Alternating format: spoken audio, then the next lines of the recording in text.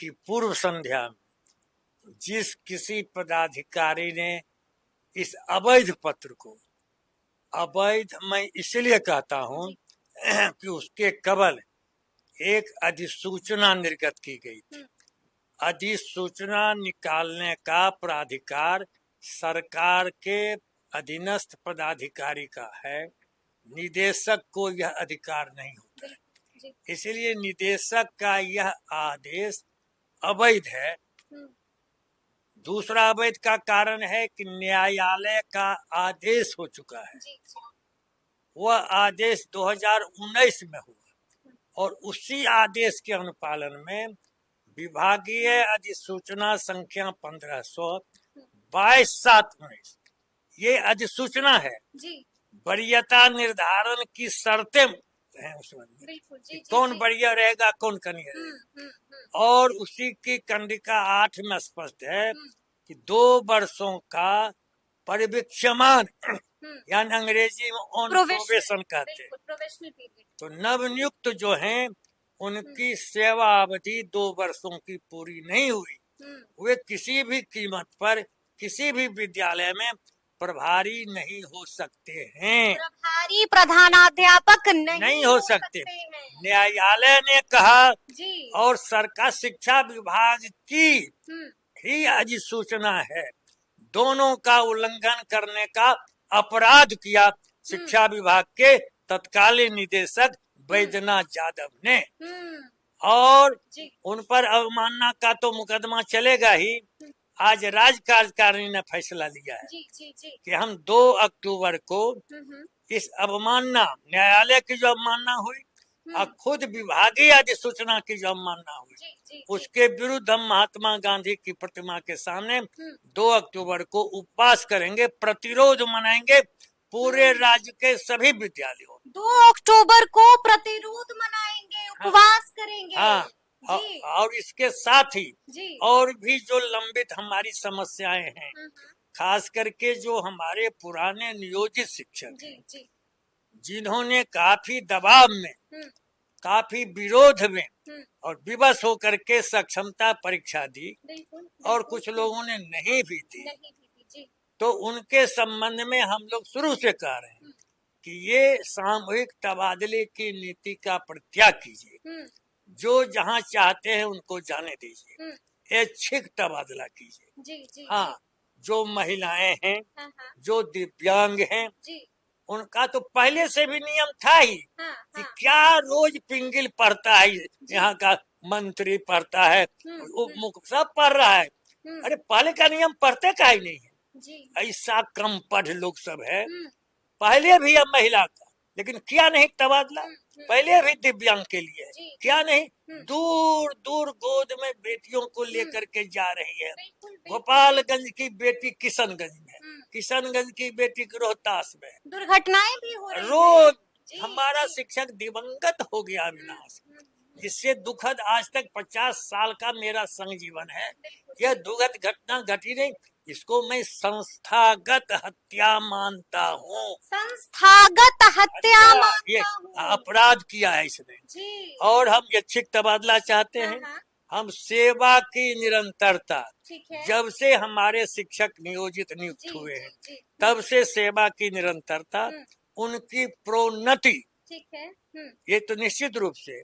और हाईकोर्ट का दूसरा फैसला है, एक दूसरा भी फैसला है कि आप नियोजित शिक्षक की प्रोन्नति अभी तक जो नहीं दे रहे हैं और भी सुविधाएं नहीं दे रहे हैं, तमाम सुविधाओं को दीजिए और प्रोन्नति दीजिए।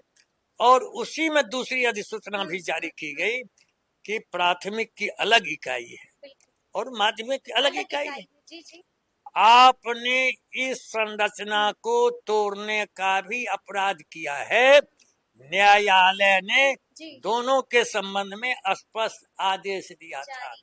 न तो आप न्यायालय का निर्णय मानते हैं, न अपने विभाग का फैसला मानते हैं।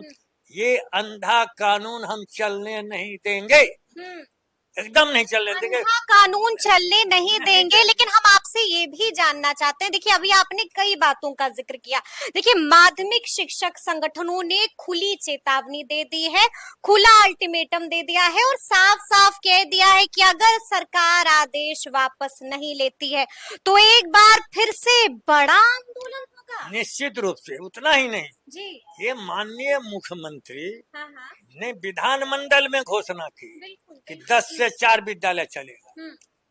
इस देश का तो अनोखा मुख्यमंत्री जिसकी घोषणा उसके अधीन, उसके नियंत्रण का नौकरशाह लागू नहीं कर रहा है जी, और माननीय मुख्यमंत्री जी, चुपचाप जी, जैसे मौन तपस्वी हो गए हैं। मोहन हम तपस्वी हो गए तपस्वी हैं। मुनिवर जी, तो कुछ बोलते ही नहीं। हाँ, मैं मुख्यमंत्री हूँ, बिल्कुल, मेरी घोषणा हो गई। मुखिया है अरे भाई, सरकार की घोषणा है बिल्कुल जी, और विधानमंडल की घोषणा नहीं लागू होना विशेषाधिकार, विधानमंडल का, संसद का ये अपमान है और विशेषाधिकार का हनन है। लेकिन अब तो आप लोगों ने मान लिया होगा कि स्कूल टाइमिंग अब तो कभी नहीं बदलने वाली, कभी नहीं मान सकते हैं, नहीं मान सकते, एकदम नहीं मान सकते। वो बराबर शिक्षा अधिकार अधिनियम रखता है, पढ़ता ही नहीं है। जी, मैंने बैजनाथ यादव को पढ़ाया, हाँ, ये 1 से 8 तक का है। जी, जी, सर नहीं जानते थे, किताब है उनका, पढ़िए। मैंने वर्तमान शिक्षा मंत्री को पढ़ाया, आपने पढ़ाया, हाँ जी, पढ़िए। इसमें माध्यमिक और उच्च माध्यमिक कहाँ है, हाँ, हाँ, और घंटा और शिक्षण अवधि दोनों का अंतर समझता ही नहीं है। एक से एक डॉक्यूमेंट हमारे पास है, जी, जी, इसलिए हम उस पर अड़े हुए हैं। 10 से 4 आपकी प्रतिष्ठा के लिए, विधानमंडल की प्रतिष्ठा के लिए, और एक प्रतिष्ठित मुख्यमंत्री, बिहार राज्य का एक अपना सम्मान है और जग हंसाई हो रही है। एक कैसा मुख्यमंत्री है, घोषणा लागू नहीं हो रही है।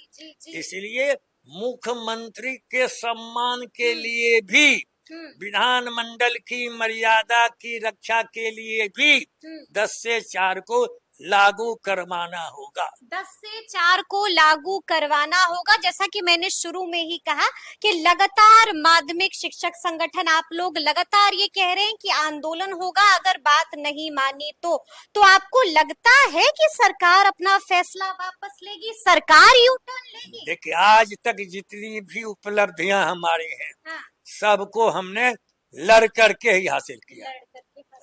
मुझे वो याद है आंदोलन जो हुआ था जुलाई, वो याद है तो आपका जन्म नहीं हुआ। 93 दिन बिहार झारखंड एक था, तो हम 93 दिन विंध्यश्री दुबे जैसा दबंग मुख्यमंत्री को और माननीय मुख्यमंत्री जमाल लोड आकर के समझौता किया। ये है सम्मान।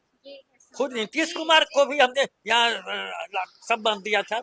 2006 के नीतीश कुमार बदल गए, कोई रोब दुआब है ही नहीं। नौकर साहब उनके मथा पर चढ़ रहा है, कुछ से कुछ बोल देता है, हुजूर यही कानून है।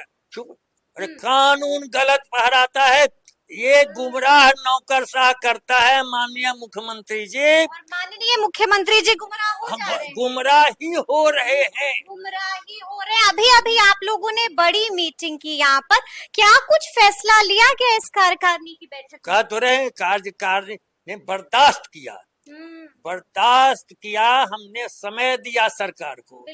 विधानमंडल के माननीय सदस्य का हम शुक्रिया अदा करते हैं, विधान परिषद के शिक्षक प्रतिनिधियों का हम सम्मान करते हैं, खास करके डॉक्टर संजीव कुमार, प्रोफेसर संजय कुमार, नवल किशोर यादव भी, और भी शिक्षक प्रतिनिधि, मदन मोहन झा, जितने भी लोग हैं, सब लोगों ने हम लोगों की आवाज उठाई है। फिर भी हम उनका समर्थन, और विधानसभा में भी कई हमारे माननीय विधायकों ने भी हमारी मांग का समर्थन किया है। इसलिए हम चाहते हैं कि बिना उनके समर्थन से हम लोगों का जो यह हमारा सवाल अभिभावकों का सवाल है, हमारा सवाल आम जनता का सवाल है, हमारा सवाल बच्चों का सवाल है, राष्ट्र के भविष्य का सवाल है। इसलिए हम अब निश्चित तौर पर संघर्ष के मैदान में जा रहे हैं। अच्छा, आपको क्या लगता है ट्रांसफर पोस्टिंग को लेकर भी खूब हल्ला हंगामा हो रहा है, क्या आपको लगता है कि तमाम शिक्षकों को मनचाहा जिला मिलेगा क्या?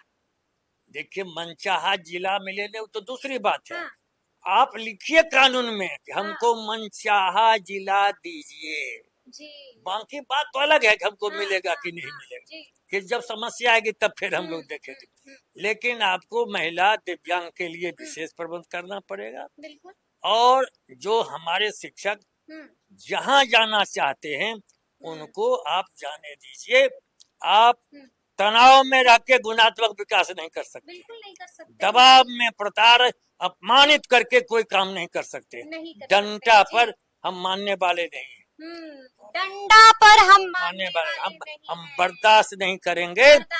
आपको शिक्षक विरोधी नीतियों को छोड़ने के लिए बाध्य कर दें। अच्छा, ये बताइए कि मीटिंग तो हो गई, तो क्या कोई पत्र भी लिखा गया है क्या मुख्यमंत्री? पत्र तो मुख्यमंत्री को, उप मुख्यमंत्री को और सभी विधायकों को भी हमने लिखा है। फिर आज मुख्यमंत्री को भी कल भेजा, आज शिक्षा मंत्री को भी देखिए भेजा, अभी भेजा।